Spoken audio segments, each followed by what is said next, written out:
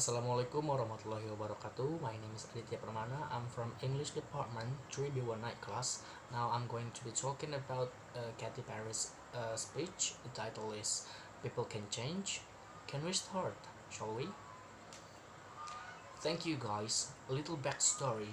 Shannon Woodward, one of my best friends. A lot of my best friends are here tonight because I love them and I'm obsessed with them. And I'm loyal. They've taught me pretty much everything I know. Shannon, actually I used to sleep on her couch. I was couch surfing on her couch and I used to eat her frozen chicken tenders from Trader Joe's. They were so good. Here's the thing about the woman. We've kind of like erased each other. I'll get into it in a second, but basically one time I said I'm not a feminist because I don't grow hair underneath my arms and stuff like that because I really didn't understand what they meant. She lovingly pulled me aside as a strong woman she is and great friend, and those are great friends, and she goes, hey, this is what the word feminist means. I was like, what? This whole time I'm a feminist.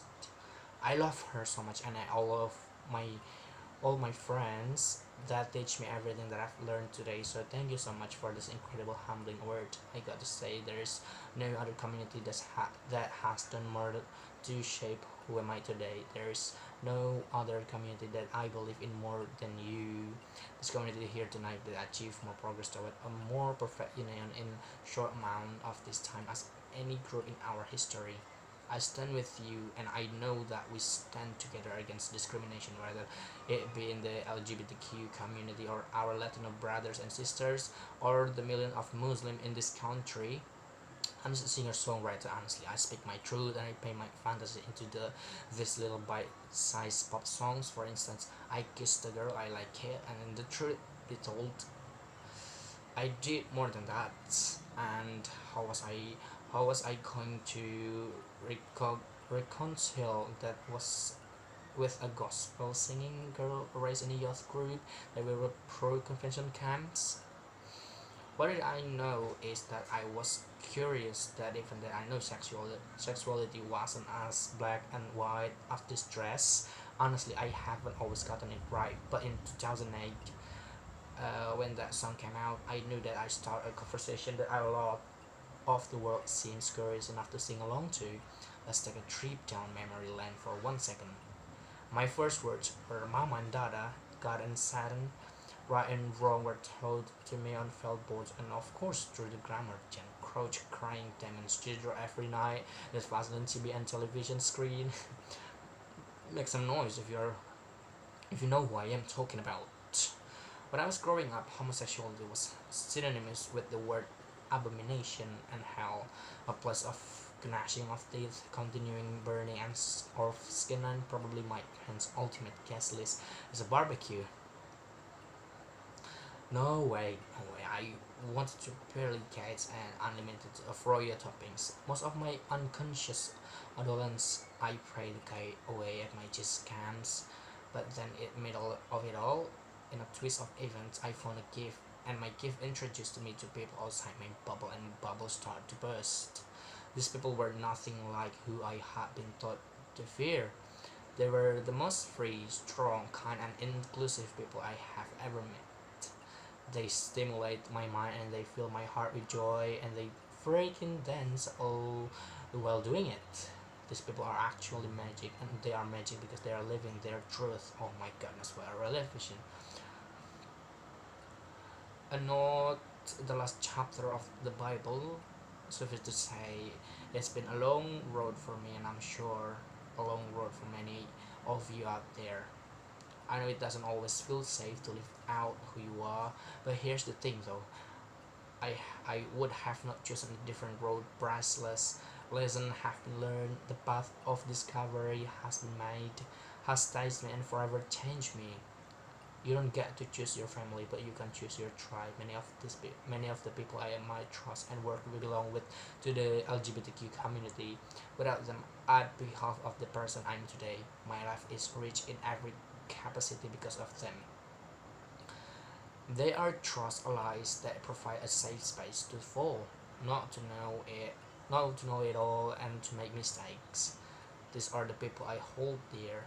See, I hope I stand here as a real evidence for all that no matter where you came from, it's about where you're going, and that a real change, real evolution, real perception shift can happen if we open our minds and soften our hearts.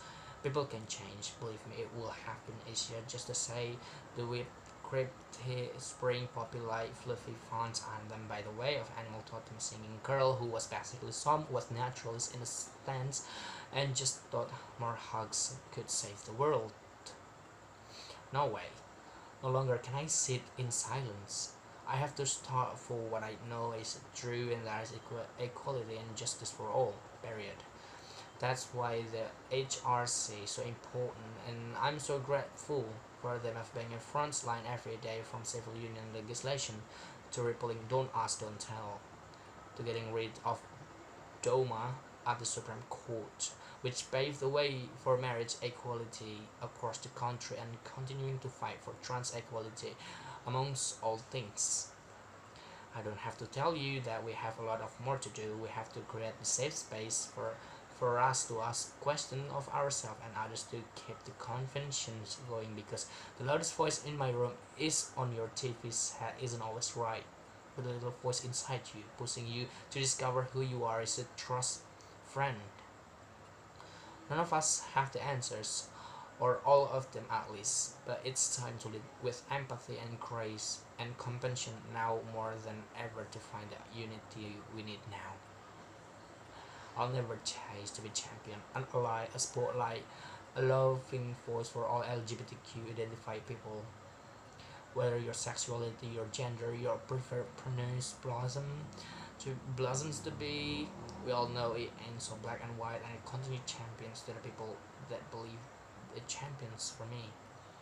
Many friends and loved ones from LGBTQ family have raised me to the woman I am today, and I want to dedicate this award to one of my greatest champions of my life, my manager, Bradford Elton Cobtree. I think it's almost like 15 years, because he believed in me before it all, secretly paying my rents for years and bringing me to leftovers from a hamburger. He really did. I know we're really connected on a soul level though, because we came from the same upbringing where it was difficult to be our authentic self. We had similar struggle breaking out of our suppressive self, but we kept inspiring each other, challenging each other, and retiring our past frame of mind. We broke the cycle. We know we're living our best, most authentic lives. I love you, Big Hope. There will be obstacles, but we all know everything good takes work. But we can't let our past get in the way of our brilliant futures. These days, I get an incomparable high from finally knowing myself, and it feels more real than any story I was ever told on a felt-board. It feels sparkly as fuck. Truth to be told, I think a lot of that has to do with the magic that has rubbed off on me from all of you. Thank you so much.